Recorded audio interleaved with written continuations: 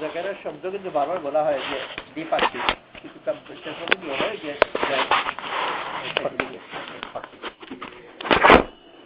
আর মুযাকারার দৃষ্টান্ত হলো দ্বিপাক্ষিক, যেরকম মারা, একজন মারে বাকি মারতে থাকে, আর মারামারি দ্বিপাক্ষিক দুজন। গত এই পেছনে 2-3 দিনের মুযাকারা ইত্যাদির মধ্যে এগুলো যদি কিছু খেয়াল হয় যে কি কথা হলো, ওর দিক থেকে তো আমাদের জন্য আবার আলোচনা বিষয় আবার ওখান থেকেও কিছু খুলবে, গত দিনের কথা বা তার আগের দিনের কথা বা ইত্যাদি বা আন্তরিক মুযাকারা থেকে। তো যদি যে একটু প্রসঙ্গ তুলি, অনেক সময় এর প্রসঙ্গ নতুন ব্যাপার না, নতুন বিষয় আনে তো খোলাবে না, কিন্তু এর যেসব কথা হয়েছে এর ভিতরে কিছু প্রশ্ন থাকতে পারে, অস্পষ্ট রয়েছে, কথা পরিষ্কার করা বা প্রাসঙ্গিক আর কিছু ব্যাখ্যা ইত্যাদি। যদি ওরকম কিছু কথা থাকে বা কি কথা হলো সেটাও হতে পারে। আবার বললাম যে এই কথাগুলো হয়েছে নিজের কাছে মনে করিয়ে দেওয়া হয়।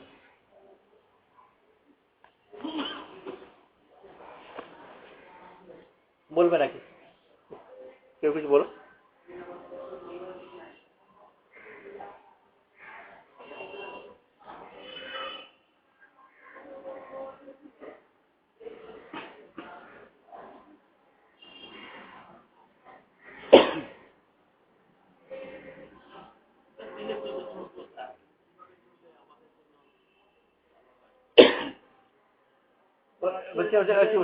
প্রথম একটু ওইটা সীমিত করতে চাচ্ছিলাম যে গত কয়েকদিন যে বয়ান বা মুযাকারা হয়েছে ওইটার সাথে প্রাসঙ্গিক হলে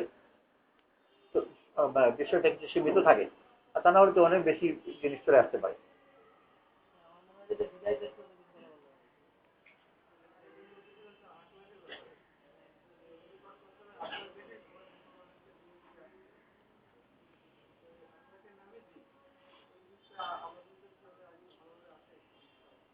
এই কথা কি গত 2-3 কথার মধ্যে ছিল নাকি? কার কথা মধ্যে ছিল?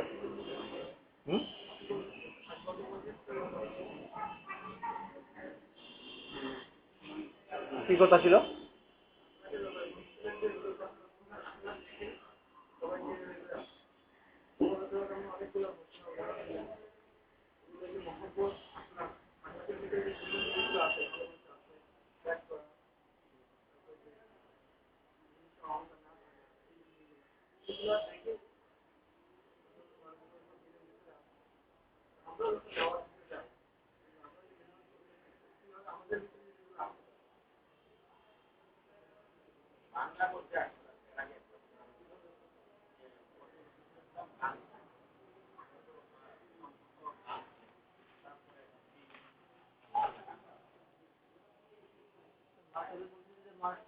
ভালো জিন্দেগি আশা করে,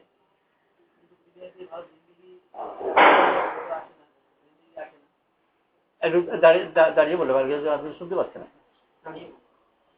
দাঁড়িয়ে মানুষ বিবেক দিয়ে বুদ্ধি দিয়ে সুন্দর জিন্দেগি আশা করে, কিন্তু বিবেক দিয়ে বুদ্ধি দিয়ে সুন্দর জিন্দেগি হয় না। দিন দিয়ে আল্লাহ তাআলা সুন্দর জিন্দেগি, দিনের মধ্যে থাকে সুন্দর জিন্দেগিও পাওয়া যায়, কিন্তু বিবেক বুদ্ধি দিয়ে সুন্দর জিন্দেগি পাওয়া যায় না। স্যার আপনি বলছিলেন যে মানুষের স্বপ্নের বৃত্ত সীমাবদ্ধতা ভাঙার জন্য আল্লাহ তাআলা অনেক সময় তার আগের বন্ধুদেরকে শত্রুতে পরিণত করে। আমাদের তো দিনে প্রবেশ হচ্ছে আলহামদুলিল্লাহ তাবলীগের মেহনতের মাধ্যমে, কিন্তু আমাদের দৃষ্টির এই সীমাবদ্ধতা ভাঙার জন্য কি এরকম হতে পারে যে তাবলীগের এই পরিবেশে আমার শত্রু হয়ে গেছে?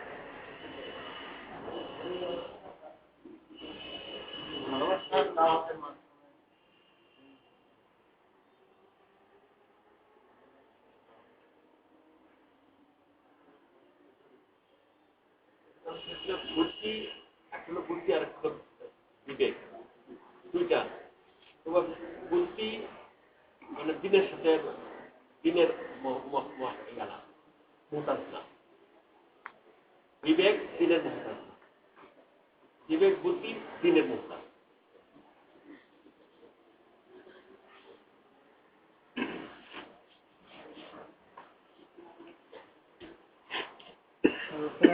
প্রত্যেকটা মানুষ নিজের ইচ্ছা মানে নিজের সে স্মৃতির ভিতরে সবাই ঘুরে বেড়ায়, যে কথা স্মৃতির ভিতরে ঘুরে বেড়ায়।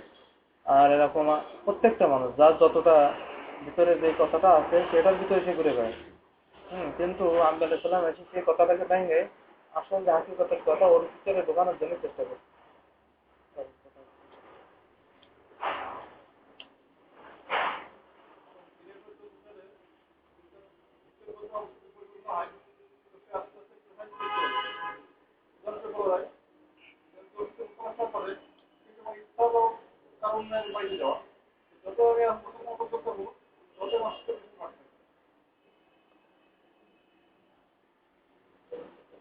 যেটি বলা হয় যে ঈসা আলাইহিস সালামের পথে চলা, যেটার কারণে বারবার কোরবানি আর এই হালাতের যে আমরা সেটাকে গ্রহণ করতে পারি, মায়ের পেটে ব্যথার কথা উদাহরণ দেওয়া হয়। ঈসা আলাইহিস সালামের পথে চলার উদাহরণ তো আমরা এই মেহনত করছি, এর সাথে এই পথে আরো বের করে বলার আছে। পুরা দিন নবীদের পথ মানে দিনের পথ।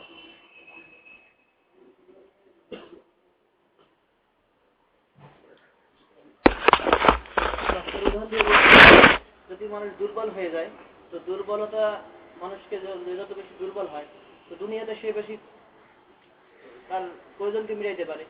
কিন্তু দিনের ব্যাপারে যদি সে যদি দুর্বল হয়, সেও আল্লাহর কাছে অনেক কিছু প্রয়োজনকে মিটাইতে পারবে। এই জন্য বাহারুলের উদাহরণ দিচ্ছিলেন যে বাহারুল যদি বলছে বাহারুল কেমন আছো, বলে যার দ্বারা দুনিয়া চলে তার কথা কি বলতেছো? দুনিয়া এই জন্য চলে যে সে যেটা চাই সেটাই আল্লাহ পূরণ করে, কারণ কি আল্লাহর ইচ্ছাই তার ইচ্ছা, এই জন্য তার ইচ্ছাটাই আল্লাহর ইচ্ছা। খালি করার ব্যাপার আমাদের দিনের যে চাওয়াগুলো আছে ওগুলা দিয়ে ঘুরে আছে, ওইটা খালি করার ব্যাপারে আমাদের দিনের যে আকাঙ্ক্ষাগুলা এমন কঠিনভাবে আছে যেগুলো সহজে আমাদের করতেছে না, এটা কি আল্লাহ তাআলা নিজের ছোটাবেন না আমার কোনো যা কিছু করবেন সেগুলো আল্লাহ করবেন, কিন্তু বান্দা ও যতটুকু পারে উপকরণ এখতিয়ার করে। আনতুম তাজরাউনাহু আম নাহনু যারিউন, কৃষি কাজ সম্বন্ধে আল্লাহ তাআলা বলছেন যে তোমরা ফসল বের করো না আমি ফসল বের করি। কিন্তু কৃষক একবার যে বসে থাকে তাও নয়, হাল চাষ করে বীজ ফেলে রানি দেয়, কিন্তু এই সবগুলো করে যদি অঙ্কুর না হয় করবা কিছু নাই, ফুল না ফুটে তাও করবা কিছু নাই, ফল না বেরোয় তাও করবা কিছু নাই, কিছুই বাকি সম্পূর্ণ কাজই ওর নিজের নিয়ন্ত্রণে নয়। কিন্তু যেটুকু সে করতে পারে খুবই প্রাথমিক আর প্রতীকী ধরনের অত্যন্ত নগণ্য তুচ্ছ অংশ, ওইটা সে করে। জমি চাষ দেয়, বীজ ফেলে। আনতুম তাখলুকুন আম নাহনুল খালিকুন, মানুষের সৃষ্টির মধ্যে। জি জি জি আলহামদুলিল্লাহ 10 টাকা এখানে আছেন নাকি? চাষ করছেন? আচ্ছা আচ্ছা আচ্ছা ওখানে আছে। আচ্ছা এখন আছে নাকি কিছুক্ষণ? আচ্ছা পরে আসবো। কথা বলছিলেন যে কথা বলছিলাম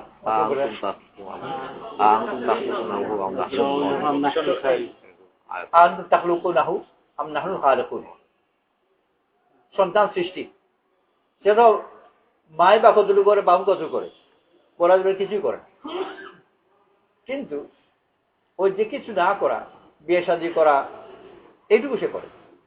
যদিও এই কোনো সন্তান হওয়ার যে লম্বা প্রক্রিয়া আছে এর মধ্যে ওইটুকু ওই লাখো কোটি ভাগের 1 ভাগও নয়, এইটুকু সে করে। কৃষি ওরকম বীজ বপন করা, ফসল বের করতে যা যা করতে হয় ওইসব সম্পূর্ণ কাজের কোটি ভাগের 1 ভাগও নয় বীজ বপন, কিন্তু ওইটুকু সে করে। আর আল্লাহ তাআলা ওইটাকে কবুল করে, বাকি সব করে দেন। একজন মানুষের জন্য হাত থেকে লাঠি ফেলে দেওয়া, এটা একজন সাধারণ মানুষ পায়।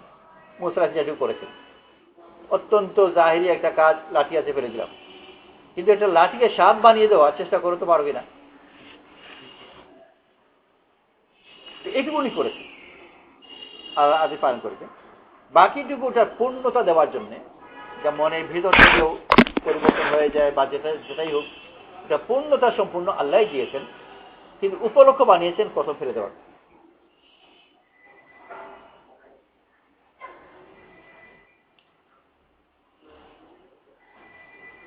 আল্লাহ তাআলা মেহেরবানি করে আমাদেরকে এই কাজ দিয়েছেন। কাজ করতে থাকা আর করতে গিয়ে নানান ধরনের অসুবিধা বাধা আসবে, তার থেকে মুজাহিদা বলা হয়। আর বাধা মুজাহিদা অবধারিত, এছাড়া তরক্কি হবে। একবার আমরা কোন সময় ছিল 60-এর দশকের দিকে এডুকেশন সিস্টেমে কিছু পরিবর্তন কিছু গন্ডগোল লাগে। এক বছর মোটামুটি ভাবে বিনা পরীক্ষা ওরা ডিগ্রি পেয়ে গেল।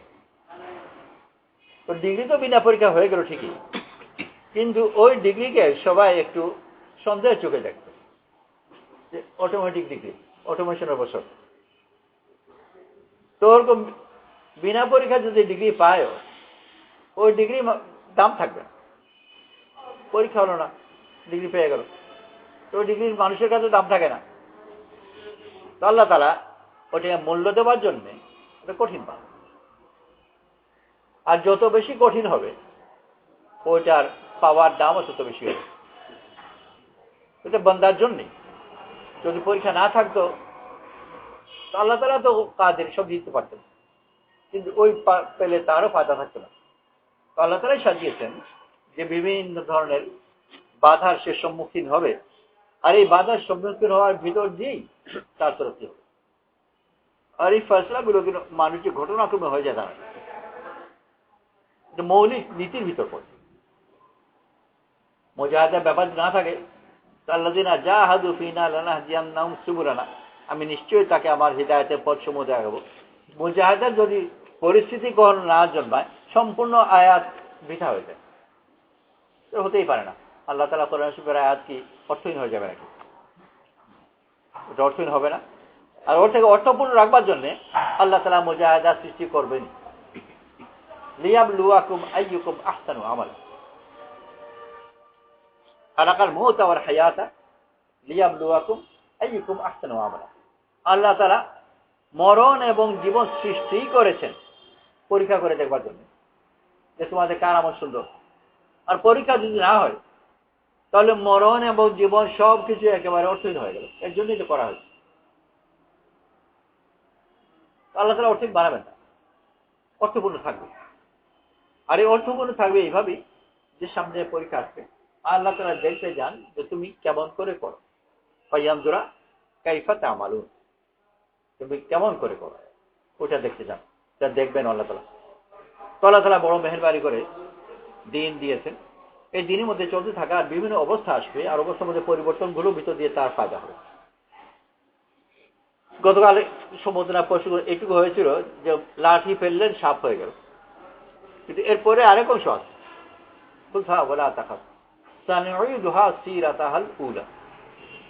ধরো, ভয় পেও না, এটাকে আগের মতো করে দেব। তো মূসা আলাইহিস সালামের লাঠি সাপ হয়ে গেল ঠিকই, কিন্তু ধরলেন যখন আবার লাঠি গেল।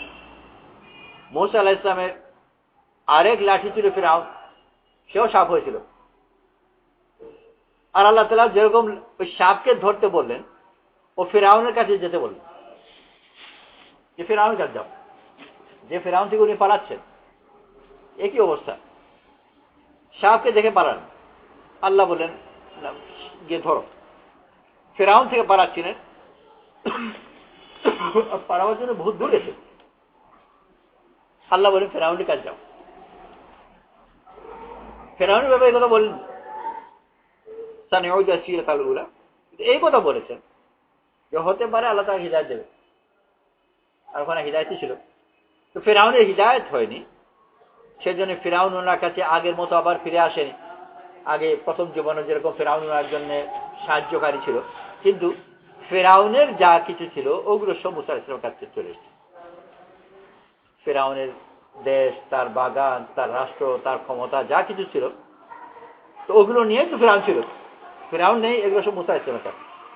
ওই লাঠি ওই সাপের মতোই হলো, হাতে এসে আবার লাঠি হয়ে গেল। রাসূল করিম সাল্লাল্লাহু আলাইহি ওয়াসাল্লাম কুরাইশের কাছে ছিলেন।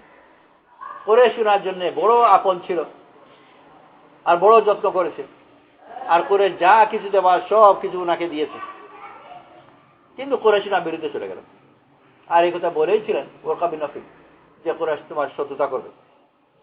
তো এই ক্ষেত্রে আবার একই জিনিস যে এই লাঠিও সাফ হয়ে গেল, কুরাইশি সাফ হয়ে গেল। কিন্তু পরবর্তীতে আল্লাহ তাআলা আবার ওটাকে ফিরিয়ে দিলেন। আর রাসূল সাল্লাল্লাহু আলাইহি ওয়াসাল্লাম মক্কাতে আবার এলেন। আর আগে যেরকম আত্মীয় ছিল ওই আত্মীয়তা স্থাপন করবার জন্য আবার আগে আত্মীয় ছিলেন। ফিরছিলেন যখন, তো সাদ ইবনে উবাদা রাদিয়াল্লাহু বলছিলেন আল ইয়াউম ইয়াউমুল মালহামা, আজ আক্রমণের দিন। রাসূল করিম সাল্লাল্লাহু আলাইহি ওয়াসাল্লাম ওটাকে পরিবর্তন করে বলেন আল ইয়াউম ইয়াউমুল মারহামা, আজ আত্মীয়তা স্থাপনের দিন। ওই আগে যে আত্মীয়তা ছিল ওই আত্মীয়তাকে রাসূল সাল্লাল্লাহু আলাইহি ওয়াসাল্লাম আবার স্থাপন করছেন। তো যেরকম ওই সাপকে আবার লাঠি বানাচ্ছেন, তো সাপকে ধরছেন আর এই জন্যই যে আবার লাঠি হবে। রাসূল সাল্লাল্লাহু আলাইহি ওয়াসাল্লাম আগের অবস্থায় ফিরিয়ে নিচ্ছেন। আল্লাহ তাআলা ওই কথা বলেছিলেন মুসা আলাইহিস সালামকে সানুঈদুহা সিরাতাহাল উলা, এটাকে তার আগের অবস্থায় ফিরিয়ে দেব। রাসূল সাল্লাল্লাহু আলাইহি ওয়াসাল্লামের জন্য আবার আগের অবস্থায় ফিরে এলো।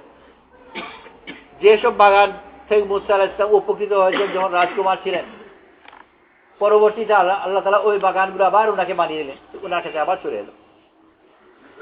তো তারপরে আসবে, কিন্তু মাঝখানে তার অনেকগুলো পরীক্ষা হবে, আর পরীক্ষার মধ্যে সে উত্তীর্ণ হবে, তার মধ্যে এই সিফতগুলো জাগানো হবে যেগুলো তার ভিতর দিয়ে হয়, তারপরে ওইসব দেওয়া হবে। তা না হলে এটা বহন করার পাত্র হতো না।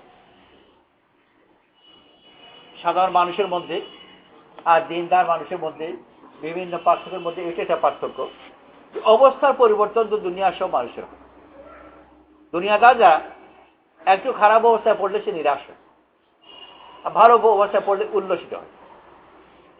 আর এর মোকাবেলায় আল্লাহ তাআলা মেহনত করে করে এমন এক পর্যায়ে উঠাতে চান যে সে কিছু হারালে নিরাশ হবে না, পেলে উল্লসিত হবে। লিকাই লা তা'সাউ আলা মা ফাতাকুম ওয়ালা তাফরাহু বিমা আতাকুম, যেন তুমি যা হারিয়েছো তাতে নিরাশ না হও, আর পেয়েছো তাতে উল্লসিত না হও। কখনো কখনো ছোট নদী, চাপাই নবাবগঞ্জ যাচ্ছিলাম তো নদী আছে নবাবগঞ্জে, চাপাই নবাবগঞ্জ থেকে শিবগঞ্জে যাওয়ার সময়, বা আরো ভিতর গিয়ে আর কোন একটা নদী, ছোট নৌকা, এক বস্তা ধান বা চাল কিছু কোনো ওখানে নৌকাতে টেনে টেনে উঠালো, আর ওই এক বস্তা যখন উঠালো তো নৌকা কাত হয়ে গেল, উল্টে যায়নি, কাত হয়ে গেল। মাঝে মাঝে ঠিকঠাক করে রাখলো যাতে নৌকাটা সোজা থাকে। তো নৌকা যদি ছোট থাকে তো মাত্র এক বস্তা উঠানোতে নৌকা কাতও হয়ে যায় আর পানির নিচে অনেকটা ডুবেও গেল। আবার ওই বস্তা যখন সরালো নৌকাকে লাফ দিয়ে উপরে উঠলো এক বস্তা ওজনে। আর ভারী ভারী ফেরি যেগুলো থাকে পুরাপুরি লোডের ট্রাকগুলো কি ওঠে, ফেরি নড়েই না। তো মানুষ যখন তাকে মজবুত যদি না করা হয়, একেবারে ছোটখাটো জিনিস তাকে একেবারে অস্থির করে দেয়। ছোট্ট একটা পাওয়া তাকে পাগল বানিয়ে ফেলে, এত উল্লাস করবে এই গল্প পাওয়াতে কি জানি কি যেন হয়েছে। যে মুরগি ডিম দিয়েছে, মাত্র একটা ডিম, ছোট্ট ডিম, তাও কি চেঁচানি, কি করলাম রে কি করলাম, এমন খুব বেশি কিছু করেনি, মাত্র একটা ডিম দিয়েছে। তো মানুষ ওরকম ছোট পাত্র যদি হয়, ছোট কিছু একটা জিনিস পেলে উল্লসিত হবে, আর উল্লসিত যখন হবে ও বেদিশা হবে, নিজের ক্ষতি করবে, পরে ক্ষতি করবে, নানান উৎপাত করবে। আবার অল্পটুকু যদি হারায় ওই নৈরাশ্যে মরেই যায়। কত মানুষ মরে যায়, আধা মরে যায়, কেউ মাথা খারাপ হয়ে যায়, কেউ আত্মহত্যা করে। ওই পাত্রই যদি বড় হয়, এর চেয়ে বহুত কিছু পাওয়ার পরেও তার কাছে সে টেরই পাবে না কিছু পেলাম, আর বহুত কিছু হারানোর পরেও মনে হবে না আর কিছু হারালো, একেবারে স্বাভাবিক জীবন চলছে। এই হযরত মাওলানা আব্দুল আজিজ রাহমাতুল্লাহ আলাইহি সফরে ছিলেন, আমেরিকা সফরে। ওনার এক মেয়ে ছিল আর কয়জন ছেলে, ছেলে বুঝে 8 জন, আর এক মেয়ে ছিল, ওই আমেরিকা সফরে ওই মেয়ে মারা গেল, তখন ওর বয়স 13 ইত্যাদির মতো ছিল। আমরা ছিলাম ফ্রান্সের সফরে, আর ইংল্যান্ডে গিয়ে আবার দুই জামাত একত্রিত হয়ে গেলাম কিছুদিনের জন্য। তার মোটামুটি ঠিক আগে আগে ওনার মেয়ে ইন্তেকাল করেছে। একজন সন্তান হারানো, তার উপর আবার একমাত্র মেয়ে, আর একে বয়সও থাকে 12-13 ইত্যাদি বয়স যখন থাকে তখন বাপের সম্পর্ক খুব বেশি থাকে। সফরে হারিয়েছেন, কিন্তু ওই যে মাঝে মধ্যে ছিলাম, আমিও তখন ছিলাম, মাশাআল্লাহ যে বহন যে করেছেন, ইজতেমাই কাজের মধ্যে কোনো আঘাত পড়েনি, ভেতরে আল্লাহ তাআলা দিয়েছেন। তো কোনো প্রসঙ্গে, এই প্রসঙ্গে নয়, তো ভিন্ন প্রসঙ্গ ছিল। পাকিস্তানের আমির ছিলেন শফিকুর রশিদ সাহেব রাহমাতুল্লাহ আলাইহি। উনি একবার আমার শোনানোর অন্যের মাধ্যমে, আবুল ফাত্তাহ সাহেবের মাধ্যমে কথাটা শুনেছি, যে বলছেন যে এই তখন তো ইস্ট পাকিস্তান ছিল বা সেটি পাকিস্তান, উনি অথবা কাজী আব্দুল কাদির সাহেব রাহমাতুল্লাহ আলাইহি কারো একটা উক্তি বলছিলেন যে আল্লাহ তাআলা এখানকার কাজ ইনার সবরকে দিয়েই চালাচ্ছে। দিনের কাজের মধ্যে বড় জিনিস হচ্ছে সবর শিখতে, আর সবর যে করতে পারে ওই ব্যক্তি সে উল্লসিত হবে। একই জিনিস, যদি ফেরিকে যদি শক্তিশালী বানাও যাতে একটা ট্রাক সরালের জন্য ফেরি না নড়ে, ট্রাক এটা লোড 30 পয়েন্ট সরে গেল আর ফেরি নড়ছেই না, তাহলে ওই ফেরিতে ও 30 টন বাড়ালেও নড়বে না, যেটা সরালে নড়ে না ওটা বাড়ালেও নড়বে না। যে সবর করতে পারে সে উল্লসিত হবে না, সবকিছু বহন করতে পারে, পেলেও আধা পাগল হবে না, হারালেও আধা পাগল হবে না।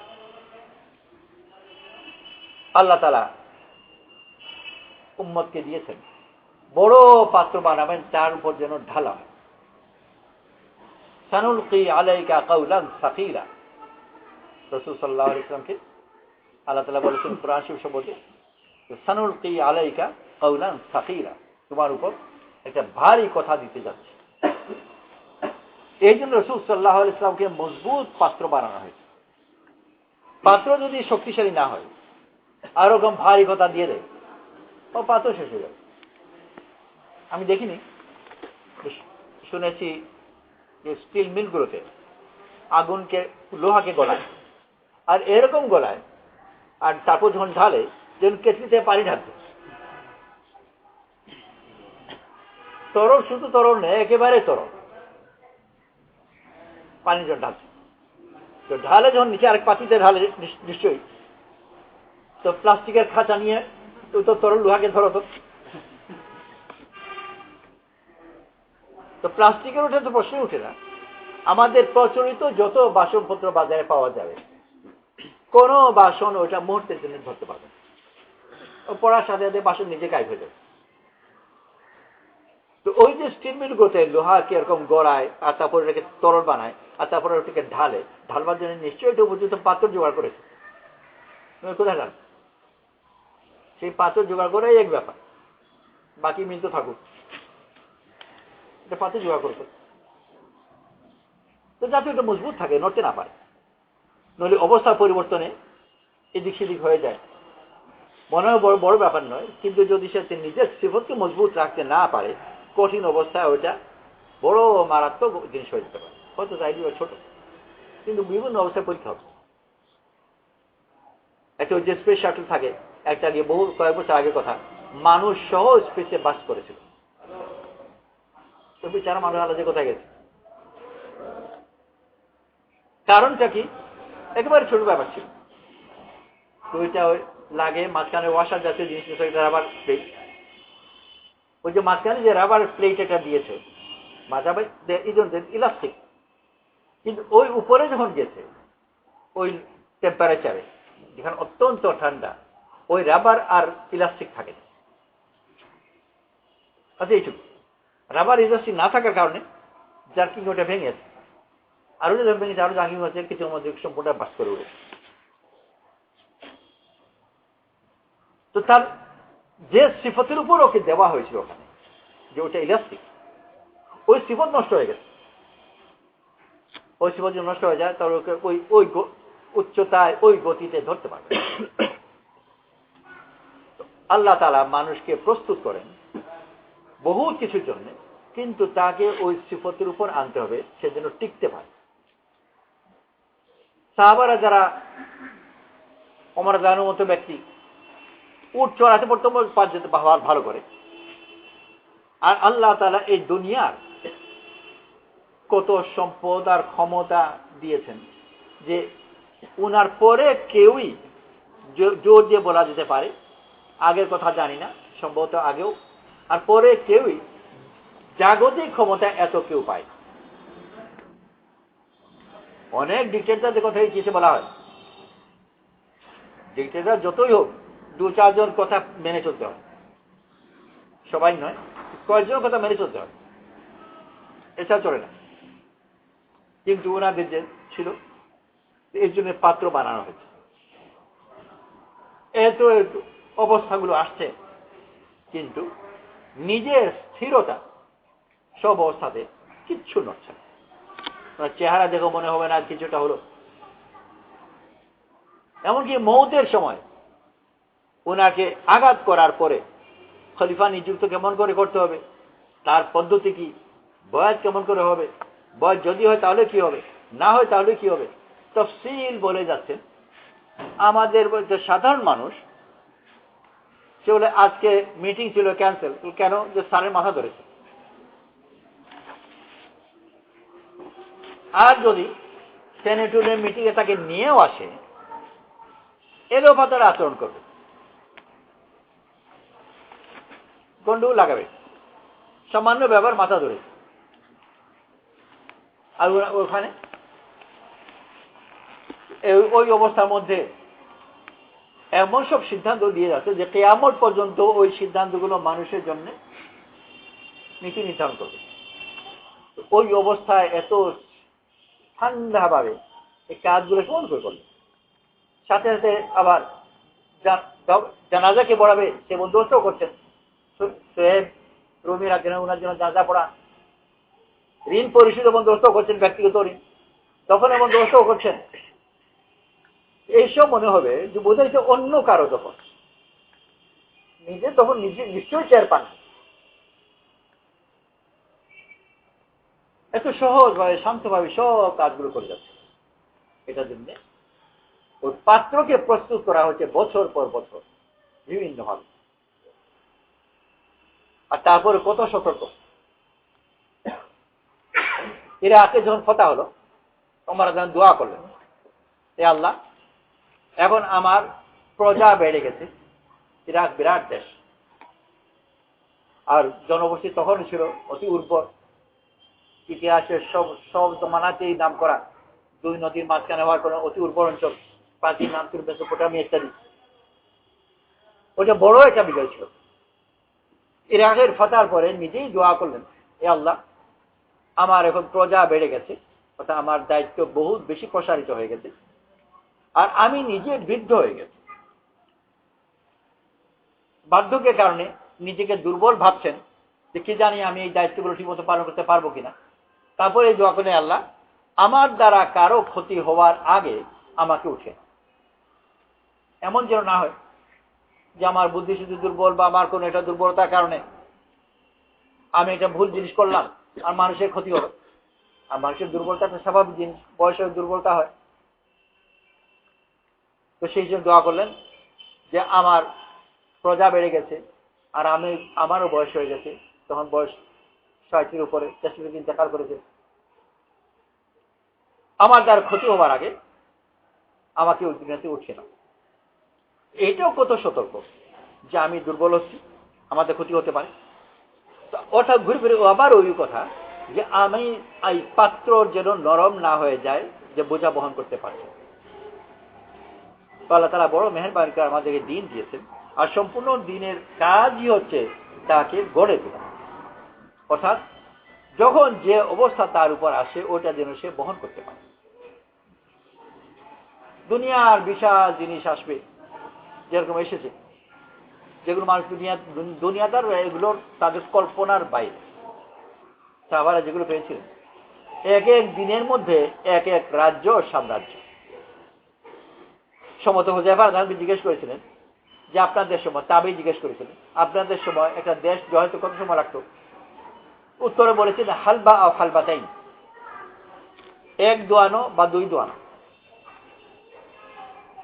দুটি বোঝাতে পারে যে দুটো ছাগল দোয়াতে যত সময় লাগে বা একটা ছাগল, এটা হতে পারে। বাবার এটাও হতে পারে যে একবার সকালে দোয়ায় একবার বিকালে দোয়ায়। এই সকাল বিকাল দোয়ানোর মাধ্যমে যে পরিমাণ সময়, এই পরিমাণের সময়ের মধ্যে এক একটা রাজ্য সাম্রাজ্য তাদের দখলে চলে আসে। গত বিশ্বযুদ্ধে কতদিন যুদ্ধ হলো? ইতিহাস শব্দ করা হচ্ছে না, সব ভুলে গেছে। 6 বছর যুদ্ধ চলেছে। জিতেছে কে? কেউ জিতেনি।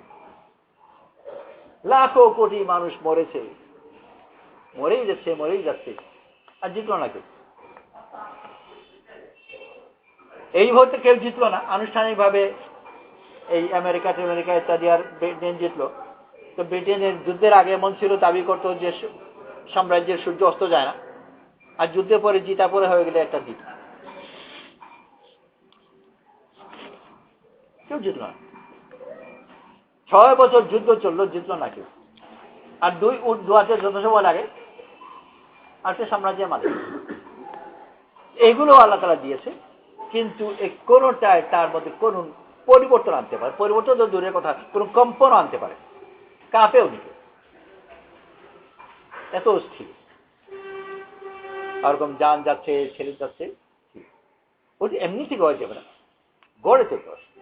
আমরা এমনিতে আমরা নিজেরা তো প্লাস্টিকের মতো, আমাদের মতো কত মানুষ আছে, ছাত্ররা যারা পরীক্ষা ফেল করে বা পরীক্ষা খারাপ করে, তো চেহারা দেখে দূর থেকে টের পাওয়া যায়। ব্যবসা নষ্ট হলো, ক্ষতি হলো, পরেশান, কোন পাগল হয়ে যায়, কোন আধা পাগল হয়ে যায়, কোন 12 আনা পাগল হয়। আর কিছু করতে না পারলে ছোট বাচ্চাকে গিয়ে পিটায়। বদমাইশ কোথাকার শয়তান করে জায়গা আছে। সমস্যা হয়তো কোথায় লাইসেন্স হয়েছে, আর বিচার বাচ্চাকে পেটাচ্ছে।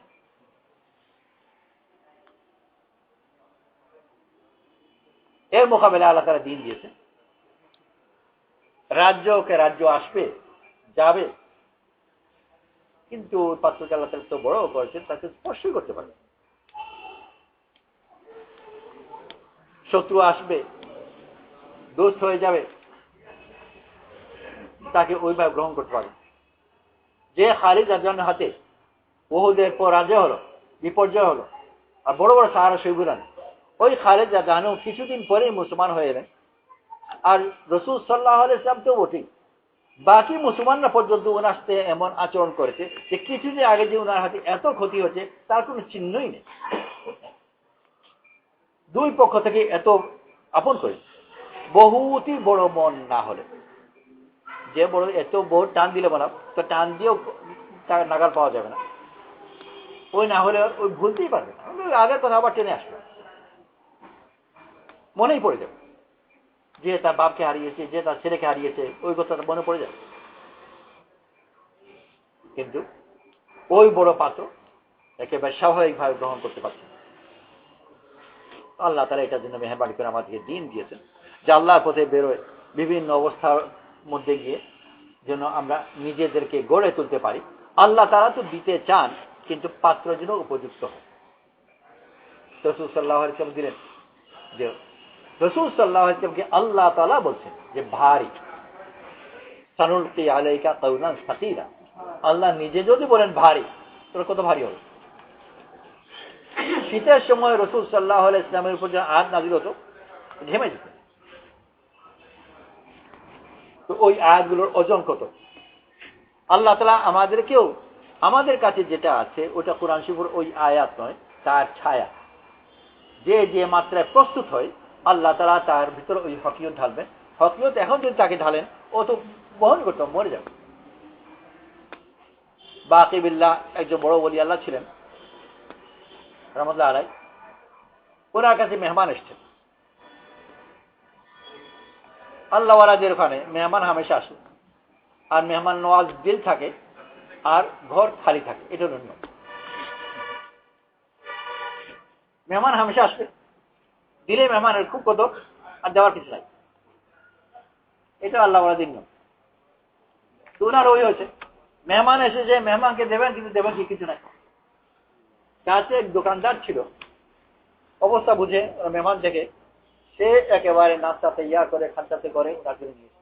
এমন উপযুক্ত সময় আর এমন জিনিস নিয়েছে, খুশি দেখবার মন ভরে গেছে, আর জোশের মধ্যে উঠে বলেছেন, চাও কি চাইবে? যখন এত বড় কথা বল, চাও কি চাইবে, সে বিরাট একটা সুযোগ মনে করলো, আর বললো যে আমাকে আপনার মতো বানিয়েছে। এটা উনি ভাবেননি। এ কথা বলার পরে একটু খুশি আসছেন, না এইটা না, অন্য কিছু বল। সেও সুযোগ পেয়ে গেছে না, আর জানে আল্লাহদের কথা ফিরতে পারবেন না, চলবেন যাই কি। শেষ বন্ধে মজবুর কি আর করবেন, খুঁজায় নিয়ে গেছে।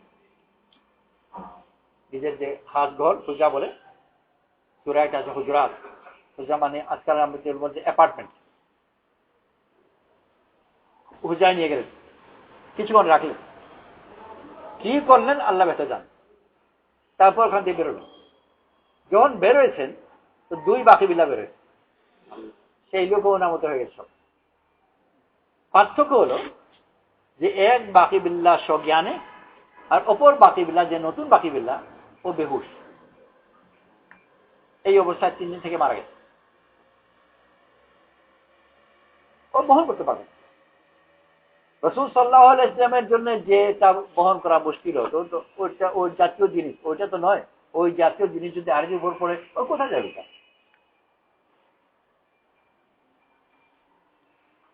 চেয়েছেন বহন করতে পারবে। সাহাবী মালিক বিন হারিসা রাদিয়াল্লাহু আনহু, না হারিসা বিন মালিক রাদিয়াল্লাহু আনহু, উনার যখন ঈমানের পরিপূর্ণতা এসেছে, রাসূল সাল্লাল্লাহু আলাইহি ওয়াসাল্লাম বলেছেন, ধরে রাখো। ধরে রাখা কত সহজ জিনিস, ভারী জিনিসকে ধরে রাখা।